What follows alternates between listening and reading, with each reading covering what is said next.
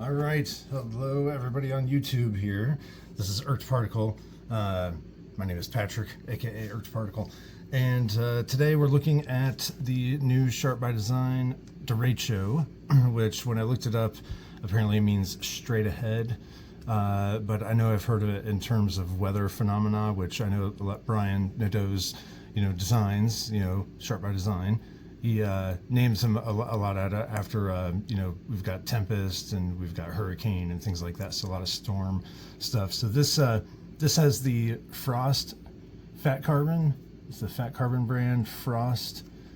And this is the first time I've seen it used on a knife, and it looks kind of similar to the Arctic Storm with some differences. Almost looks like Nebula, just without the red, which is really nice looking, but it's got that kind of like almost gray and black to it with the white and blue. Very nice. And then that goes into some design features on the knife that are pretty crazy. We'll just go ahead and jump right in. You see the inlay kind of wraps around the screw there, and then this is the same kind of style clip that Brian uses on a lot of other models like the Evo series or the Typhoon series. Now another interesting thing is, look, if you look at, it's like a faux integral backspacer like he usually does, but look how high up that is on the back of the spine. And on the inside of that, if you take it apart, you can see too, I can include a couple pictures of the inside. I've taken it apart, but it's kind of that little like rounded spot. And you get this big wide open space with no standoffs, no nothing in the back, but it doesn't, obviously it's titanium, so it's super rigid. You're not going to be able to pinch that or anything. So this Hawkbill blade, when I first opened this knife day before yesterday, I thought to myself, dude, this is a knife that is just asking for the tip to get broken. It's asking for it. But then you look at it and it's like, dude, I mean, even if worst case scenario, the tip broke off, this knife would still be incredible. And you could fix that. You could make it work if it did break off. But if you're careful and you use it like you should use a knife, this is one of the nastiest, probably most useful blade shapes that you can have. Because I was thinking to myself yesterday and today, all I could stop to think of was like, there's got to be a reason that talons seem to be evolutionarily advantageous. Obviously they like rip into objects and like they kind of dig in almost like a hook, so like it's hard to get out unless you release the tension on it. And like this, I imagine, would be the same way with utility cutting. This, I imagine, would be a utility cutting dream. It's like it was made for it. And then it will pull material into that cut. Jared Neve likes to talk about this a lot, and he's totally right. It will pull material into the cut. And it's funny because the Schillen cutter, like the Vosteed Nightshade, like that style of blade, is kind of the opposite of this. But it's weird because like these recurve blades like this, and then the ones that swoop out with a big belly like that, both seem to grab onto cuts. And it's so funny because it's like this dichotomy, totally different shapes, but they both kind of pull into a cut in their own way. And it's a really weird thing to try to describe it. If you've cut with a blade like a Schillen cutter and with a blade like this, you'll know exactly what I'm talking about. So you'll know what I mean. But something like this feels like you have to really try to lose this out of a cut. And the way the handle is done on this, but I want to point one other thing out too, the centering, and it's a unique look. Not only is it centered like a laser, I actually was not able to I couldn't find a reference to who made it, who was the OEM. I could have sworn it was Riot again, but I know Brian was talking about going through Best Tech, and I messaged him. I just haven't heard back about whether it really is Riot. I was going through the Derecho post on Instagram, and I couldn't find it, but if somebody out there knows, let me know. It just feels like a Riot build. I wouldn't be surprised if it's Best Tech though, because I mean they're also amazing, but it just has that kind of feel. One other thing I want to mention before we go much further here, and we want to talk about the size, maybe do some size comparisons. I didn't get knives out actually and have them ready for that, so I might have to edit here a little bit while I go get some knives. But so I did want to talk about, I just think for one, that's a really unique look at centering that you don't seem to see, because anytime you're looking at a blade that's centered, you're looking at a backdrop of either a spacer or some kind of standoff or something. So I think this just gives it a really unique centered look. Not only is it laser centered, but it has a really, really cool aesthetic to it. It's awesome. Wow. Now, Yeah, let's go ahead and do. I was going to say one other thing I was going to mention. Well, I guess the standard stuff would be this has Brian's special kind of shelf detent system. If you know about it, you know about it. Lots of videos on it. It's a special detent, does not use a ceramic ball. It uses a piece of steel on the lock bar insert, which you can see is held in here and kind of overlaps. You can see to make it really comfortable for your thumb. He does that on all of his knives. It's some of the most comfortable disengagement and easiest to access disengagement you'll find anywhere. I do want to point out also, obviously this is reverse flickable, and it is flipper tabable, and you can probably, yeah, you could slow roll it for sure.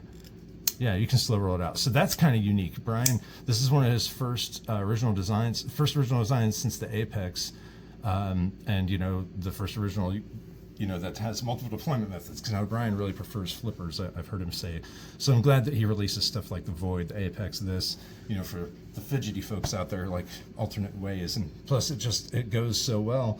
The look of it just ties in perfectly with the aesthetic. And it also just so happens to be sharp enough to grab your finger very easily.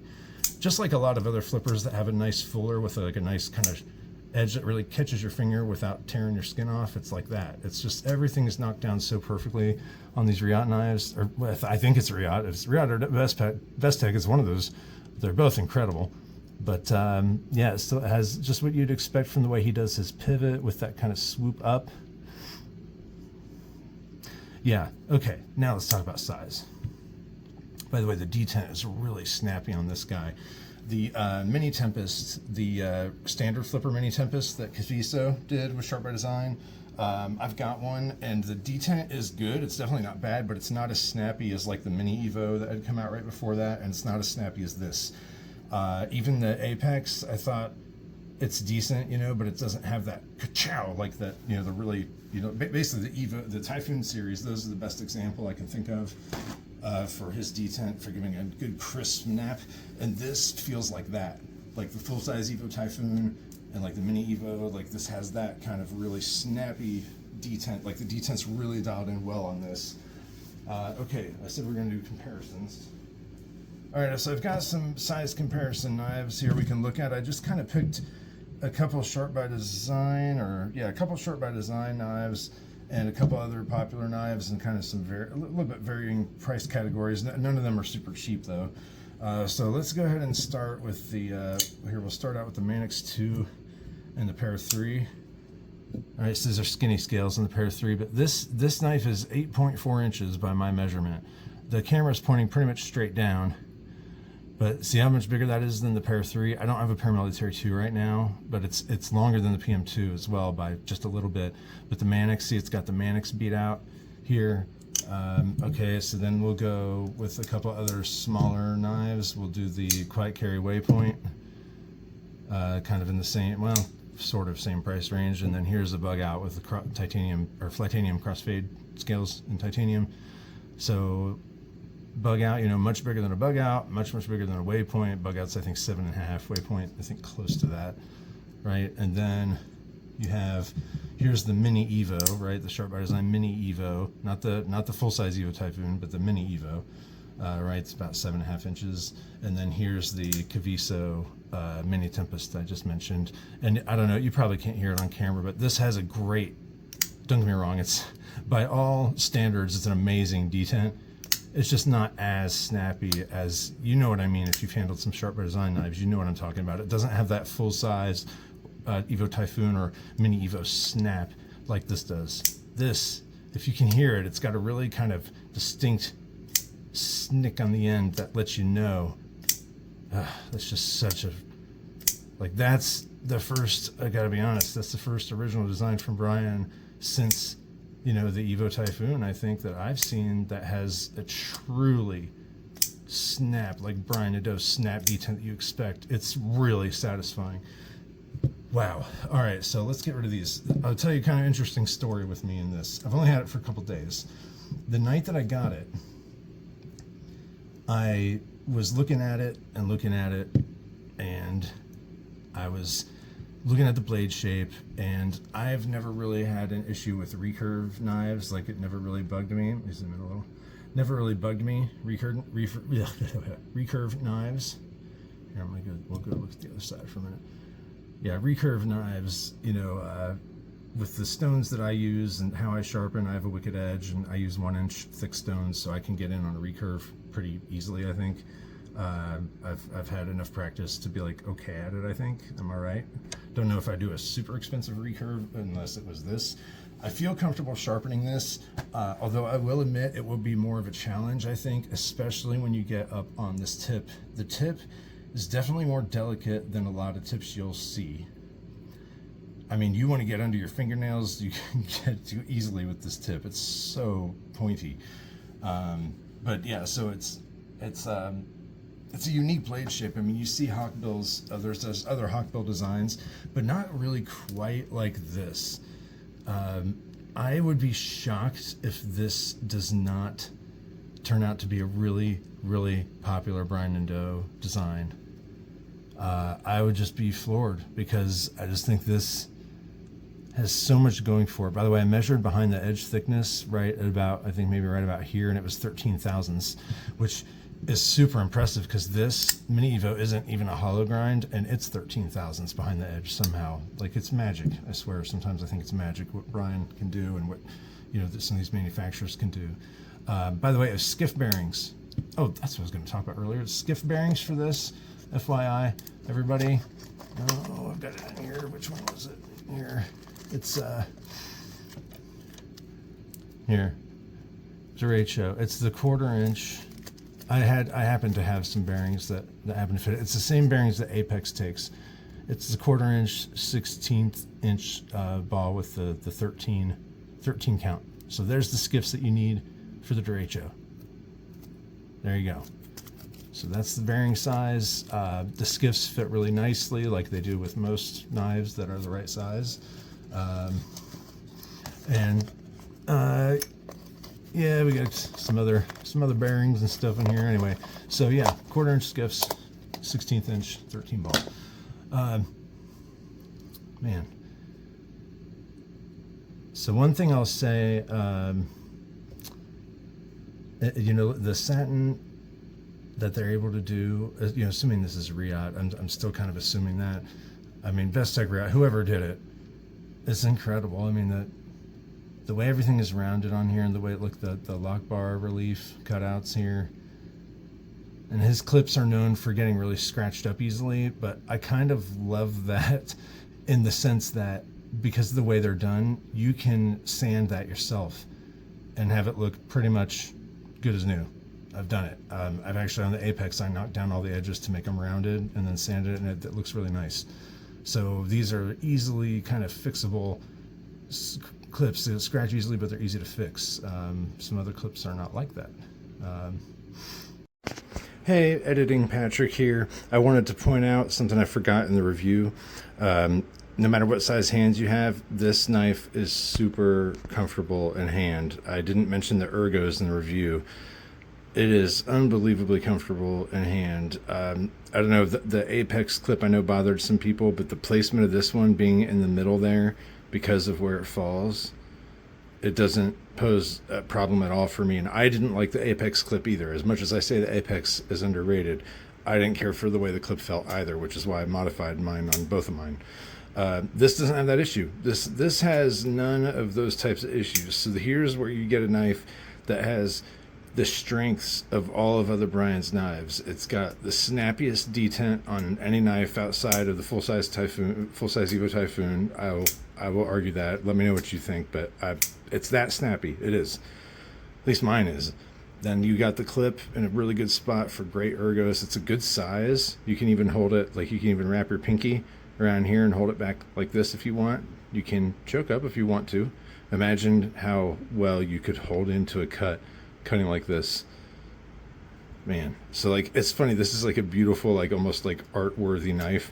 Like, I can think of no other better example of a knife that really is built to be used and could be used hard if you wanted to. You would just, the only concern you'd have is the tip. At least for me, I think everything else I would trust on it. You just have to really look out for that and use it for the types of cutting that this type of blade would be adept at, and don't try to go too hard on it, I would imagine. But I still feel like this could put up with moderate use, you know, maybe not heavy use, but moderate use, I'm sure. If you ever break your tip on your Derecho out there, let me know, guys. I'd be interested to know how difficult it is to break, but I ain't going to try it on mine, that's for sure. That action here. So since I'm doing hand cam, you can see better, like just from the side, like how you would see it if you were doing it yourself, how smooth it's getting. And again, we're probably under 300 times it's dropped. Most of that with the skiffs that are installed here. But, you know, I've got the pivot right about where it was when I got it.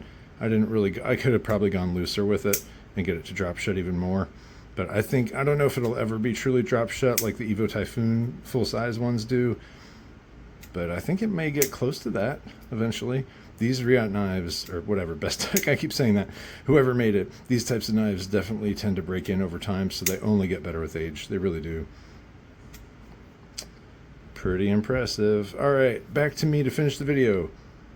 Anyway, yeah, so using this, I would be interested to see how much this knife can put up with before the blade tip would break, because it just looks delicate. Yeah, it looks delicate, but I don't know. It's M390. I haven't mentioned that yet. It is M390 steel. The Caviso Mini Tempest were S90V. The Apex was S90V, but as far as I know, those are the only production Sharp by Design knives in S90V. It's the Apex and the Caviso Mini Tempests. Other than that, they're all M390, including the new Derecho is M390. So talk about one thing. I should have done this way earlier, but the weight on this, it's like 3 in the high 3s. I remember thinking paramilitary 2. Here, am I right about that? Yep, 3.89. So right about the weight of a PM2. So yeah, and then other thing we'll do that we should have done earlier is the length, because it is by my measurement right at about 8.4 inches. So it's a big boy. Closed length. You know, you got almost 4 3/4. 4 5/8, something like that. And then the full length comes all the way up to about 8 3/8, 8.37, 8.38. It's somewhere in there. It's right, just maybe a hair short of 8.4. So it's definitely a bit longer than a PM2. And then there's a couple other size comparisons that I'd like to run by. This is the White Mountain Eyes exclusive CGRB large feldspar, the really big boy. I think it's also, gosh, it's more like 8.5, 8.6 inches, something like that. It's big. It's a big boy. What is the length on this guy? It's like 8 3/4. So yeah, I think that's the biggest knife I've got. And then here's the Endura. You'd think I know this by now. The Spyderco Endura is like 8 3/4 inches. I'm holding the butt up against this. About almost 8 3/4. See, I've got to clean that blade. No, maybe 8 3/4. So here, we'll line these all up. So okay, so the Derecho is big. It's not, it's not the biggest knife there is. Not the biggest knife I even have. You know what? The Derecho. Okay, no, the Endura is a little bit longer, and the feldspar is a little bit longer than both of those. But it's still a big knife. I consider anything over 8 inches to be pretty large. And when you're getting closer to the 8.5 mark, like a Conegarius, for example, it's like an 8.5 inch knife. That's getting pretty big. And it's funny because like this guy's even bigger than the Arius. This thing is huge. Now I cut in the finger foil on this, by the way. It doesn't come like that. I think it worked out great. I mean, I had to sacrifice a 16th inch of blade, but oh gosh, am I going to have enough blade left over? Yeah, it didn't bother me at all. Great choice. Gives you a bunch hanging off the end. This thing is big, and I got big hands. I'm 6'4". I'm a big guy. Anyway, a couple more size comparisons later for you. I haven't seen any other videos on YouTube yet on it. And people are supposed to be receiving their pre-orders in the order that they paid. I highly doubt I'm the first person to pay. There's many other variations of this knife. He really did a good job. There's micarta, there's G10 inlay. You've got other types of carbon fiber inlay. Another big part of this that I should have mentioned earlier is that these are, you can hot swap. You can swap the inlay. There are screws on the inside, which I don't know if you can see. Yeah, here we go. There's screws on the inside there. You can remove those screws, pull these inlays out, and put other inlays in. I think they're around $75 a piece, I think, per pair. and you can get those on sharpbydesign.com. I think they're still there. They were a couple months ago to order before the knives came in, so I imagine there's still some available. So that's super cool. You can change any one of these. There's like the full DLC handle with like the DLC blade. You could come up with some really cool combos for that. That would really be striking. I just think that's super cool. Like he kind of flirted with the idea with the Apex by coming out with those purple, the Furious Fuchsia aluminum inlays for the Apex, which yes, I bought a pair. There are only 100 pair, I guess. But anyway, those don't go for very much now. The Apex was really, I'm really sad to say the Apex is pretty much a bomb. I think we could all say that. It's $269 at some retailers when it started at $375. It's one of my favorite knife designs of all time, and it kind of cracks me up that it's so underrated, mostly because of the pocket clip. But if you, ask me about the Apex pocket clip if you want to waste a couple hours of your time. I'll be glad to talk to you about it. Anyway, so the Apex, super underrated. But yes, so the Derecho, even before putting the skiffs in, the action was absolutely phenomenal. The blade doesn't feel as heavy as like the Evo Typhoon blade. Some of the other like big Sharp by Design knives, it doesn't feel as heavy, and I think it's because the weight, just flick that into the pad, I think the weight is distributed mostly towards the first like half of the blade. So much of the weight is close to the pivot that it doesn't get much of a fulcrum action with weight pulling down towards the end of the blade, which is one of the reasons why I think the Harpoon Typhoons drop so well, because it's got more kind of weight out here. Even the drop points don't seem to drop as easily, but it's not that it doesn't drop. I mean, it takes almost no effort. I've got some KPL dry film on the surfaces, the bearing races, and then I just put some Gunny Glide and then just a little drop of Gunny Slide on the detent track. So I mean, I've given it kind of the best chance to have a really good action. But I mean, even before I did any of that, when I was using the factory bearings, it was more shake shut until I added lube, and then even the factory bearings just with a little lube, not the dry film, not taking it apart, nothing, just adding a little bit of lube, it was already starting to shake shut so easily. And now that it's been open and closed probably 250 times, maybe somewhere in there, and then of that, maybe 200 of it has been with the skiffs in it, and you can start to, like, I could start to tell a big difference yesterday in how easily it dropped. I could even already start to tell a difference then. It just drops so easily. I think the design looks really, really good when it's closed. That's kind of a tough one sometimes with knives, and it's the thing I think that's overlooked a little bit. Knives have to look good opened and closed when you're designing a folding knife. I think it's kind of fascinating. Like, you have to basically cut the thing in half size-wise and have it still look like it's like, oh yeah, I meant to do that. And there's so many knives that are impressive in that way, that when you close them, everything lines up just right. This is interesting because, the blade comes out so far here. Look how far out that goes to the end, that you really need all of this room. It doesn't really look like it. When you lift the blade up, you need that room. Look at that. You need almost all that room to hide that blade. That's such a great design. I love that. And you look at it straight down like this, and it's, I don't know, man. Does that stuff get you guys like it gets me? I bet it does. If you're watching this video, this kind of stuff probably gets you. I find it amazing. Like, this knife was $375. I did a pre-order, so I put 100 down, paid the other $275 plus shipping, so it was really closer to $400. But I mean, this quality for this price, man, like, just, I feel like anywhere else, like if it's made in the US, that kind of stuff people talk about a lot, but this would be so much more expensive if it was made here. And you can have your opinion about that, whatever it is you think one way or the other. I'm not here to debate it, really. It is what it is. But I mean, I am going to spend my hard-earned money on stuff that is, the best that I can get for the money, generally. That's not to say I won't pay more for U.S. made if it's something I really want, or something I really want. But I mean, mostly it comes down to what I'm interested in, less than where it came from for me personally. Nick Shabazz is saying goes right in line with what I think. Quality is about effort, not geography. That's really what I believe. Anyway, that's a whole other subject. But I wanted to get some info out about this guy. I had seen there's a bunch of pictures online you can find with the knife open, just sitting out like this, but not a lot of. I haven't seen anything else on people kind of showing more detail on, like, what can we get some different angles? Can we get a closer look? So this is what the Derecho looks like up close, y'all. The inlay work, typical for what I would see from Riot, if it is Riot, typical from what I'd see from them. You can't really feel the transition. This is all kind of standard. It's amazing that this high quality is just now expected.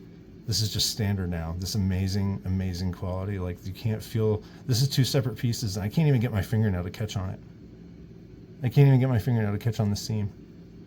It's wild. I think this is among the best of Brian's designs. I mean, you can't really say any of them are bad. At least I would argue that for the Apex, for sure. I think a lot of people would probably put that one lower on the list, but I just haven't really seen anything else quite like this into this quality, that in this blade shape. I guess I'd say this is the first time I've seen this kind of blade shape. I don't know, just kind of done this way. Like I said, it's been done before, obviously. There's a lot of great knives out there. I can't think of any good Hawkbill shapes, like high quality Hawkbill shapes off the top of my head. If there's anything obvious, I apologize. It's just Hawkbill is not something I've really paid much attention to before. My attention came to this mostly because it's Brian Nadeau, so if there are some other really great Hawkbill designs, like high quality, Hawkbill design knives, that'd be kind of interesting if anybody's got any ideas. Not that I'm really actively looking, but I'd just be kind of cool to see some other good designs, look up some pictures and see what else is out there for that kind of design. So I don't know if this will end up really being a keeper. I've got another Sharp by Design in the mail now that a buddy of mine actually won for me, which was super awesome of him. So that'll be my 9th current, actually owning at the moment Sharp by Design.